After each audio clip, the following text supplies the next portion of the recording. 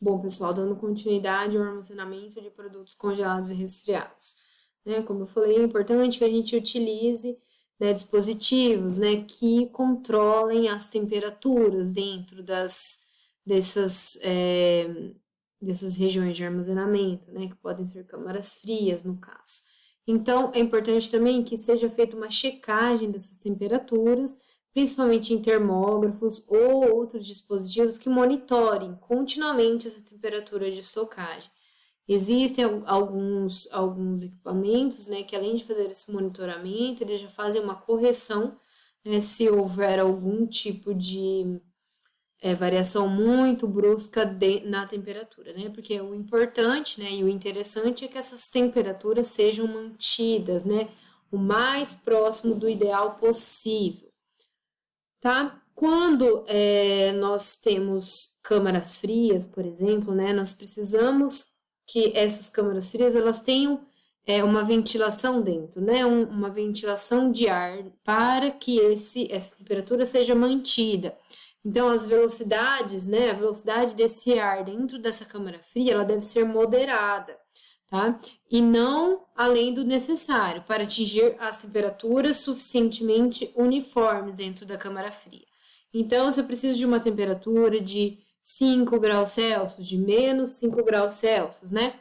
Então, eu preciso que a velocidade do ar dentro dessas câmaras frias esteja, né, adequada, seja adequada, não seja além do necessário para que essas temperaturas mantenham-se uniformes, né, mantenham-se constantes, para, como eu falei anteriormente, para que não hajam essas variações de temperatura.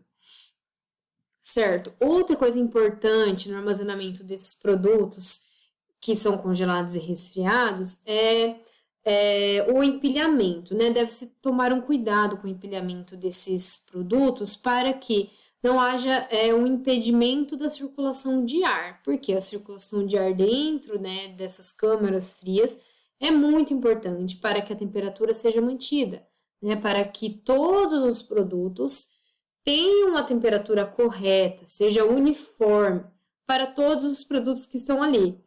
Então, se eu tiver um produto dentro da câmara fria que está impedindo essa circulação do ar, o que vai acontecer? Eu vou ter uma parte de produtos, alguns produtos que estão ali juntos com aquele que está empilhado, que não vai receber a mesma quantidade, né, de ar, né, de temperatura que os outros produtos. E isso vai ocasionar um problema, né, no armazenamento dos meus produtos, certo? Dentro dessas câmaras frias, também é importante que se tenha um programa, né, uma programação de descongelamento, limpeza e manutenção, né, para que então não ocorra um acúmulo de gelo, né, dentro dessa câmara fria e consequentemente ocorra a obstrução dos difusores de ar. Então, é muito importante, né, que assim como todas as outras partes, né, dentro de uma indústria, dentro de um estabelecimento que é comercializador de alimentos, tenha-se um cuidado importante também dentro, né, das câmaras frias. Outra coisa importante, devem ser fornecidas roupas apropriadas para a manipulação de produtos dentro dessas câmaras frias.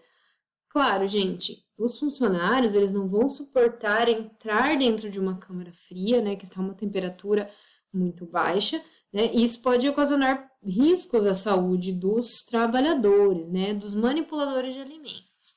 Então, é importante que a indústria, né, o estabelecimento comercializador, né, desses alimentos, ele forneça as roupas, né, que são apropriadas para os seus funcionários entrarem dentro dessas câmaras frias e fazerem o trabalho, né, de forma correta. Outra coisa importante são as portas de acesso. Por quê? Assim como todas as outras áreas dentro de uma indústria, as portas, né, das câmaras frias, elas também são um acesso a contaminações, a vetores e pragas. Mesmo que aquele local seja mais frio, né, e você vai pensar assim, nenhum bicho vai querer entrar ali dentro que é frio. Gente, a princípio, o animal, ele vai se sentir atraído, né, pelo cheiro, principalmente se o local não estiver com uma limpeza adequada, né, ele vai ser atraído por isso. E a princípio ele não vai saber se ele é muito frio ou não. Então ele vai querer entrar naquele local, certo? Então é importante que a gente tenha um cuidado tão grande, né, quanto na área de manipulação em si, com as portas das câmaras frias. Essas devem ser providas de cortinas de ar, né, ou de cortinas plásticas.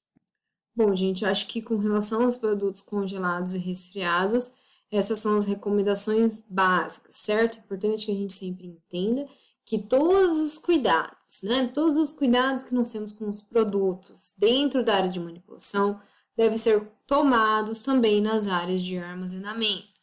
Principalmente, né, é muito a área, né, de congelamento, resfriamento de alimentos é muito importante.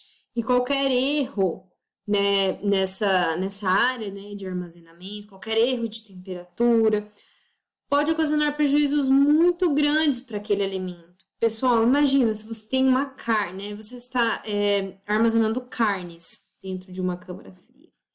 E essas carnes precisam estar em temperatura de congelamento, por exemplo.